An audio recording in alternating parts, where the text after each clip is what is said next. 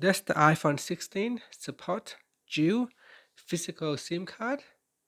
Now the answer is yes and no. The iPhone 16 supports dual physical SIM cards, but only in specific regions like China, Hong Kong, and Macau.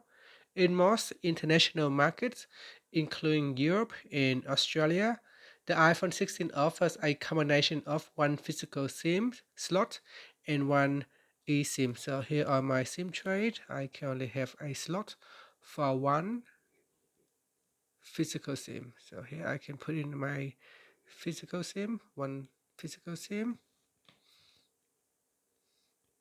And the other option is to use eSIM. So here in the SIM section in my settings, I can add in additional SIM card, but it has to be in an eSIM format.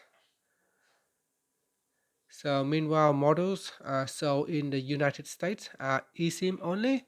So if you're in the United States, you can have only eSIM models supporting up to two active eSIMs simultaneously.